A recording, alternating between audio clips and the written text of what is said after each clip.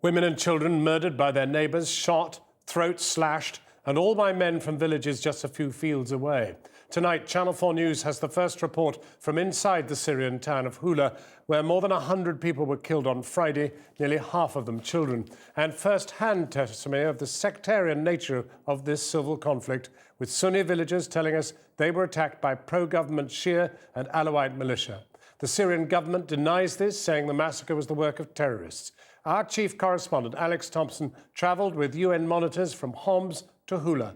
His exclusive report contains scenes you may find distressing. The UN warned us, you'll pass the last Syrian army checkpoint, then it's no man's land. Space out the vehicles as we go across, and if shooting starts, do a U-turn and get the hell out. You're on your own.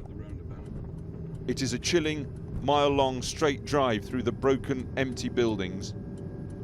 Watch for the dead horse rotting in the street on the right, past that and the abandoned armoured personnel carrier of the Syrian army, and you're in to rebel-held Houla.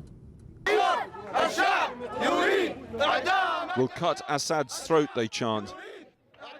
They want to scream at us, they want to shout, they want to chant, they want to show us fragments of shells. I have scarcely ever seen people so desperate to tell their story. UN observers simply embraced before they can observe anything at all. The chanting, the relief, the anger is palpable in this place. They've seen very few people from the outside. They've certainly never seen a journalist here since the horrors overtook this town back on Friday. From that moment, we were taken away, swept up, led from house to house, where everyone has a story to tell. And when it comes to the men who carried out the massacre here on Friday, it is the same one. This man, who didn't wish to give his name, speaks for everyone here, it seems. Hang on, this is important. You know where these militia came from? Yes, yes. Which villages did the militia come from? Tell me that. Al-Qabu, yes, Filli, Al-Ghur, and from the Alawites, the Alawites gang. So you think these are Alawite Shabia from nearby here? Yes, 100%. How do you know that these men are Shia Shabia from nearby? How do you know? They were wearing black clothes. Black clothes. And we're writing on their foreheads, Labbaika ya Ali. Labbaika Ali is a Shia slogan in this region. Houla is on the plain, overwhelmingly Sunni.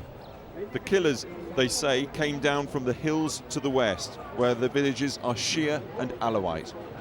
To the southwest, this is Kabul, named again and again by people here as a village where the killers had come from.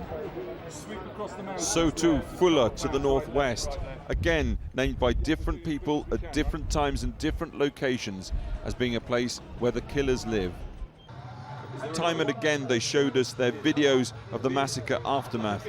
We can't show pictures of children virtually decapitated by knives, women with their faces shot away, tiny mutilated bodies of toddlers. Survivors scarred by all this constantly brought to our attention, like 3-year-old Sadara, who was wounded by shrapnel, but her mother is dead. For now, though, time was up for the Red Crescent and the UN. We had to move out. South, back across no man's land, and away from this stricken place. Alex Thomson, Channel 4 News, Houla. Well, later we'll be looking at what pressure international community can bring to bear, and we'll be live from the United Nations in New York. Kathy.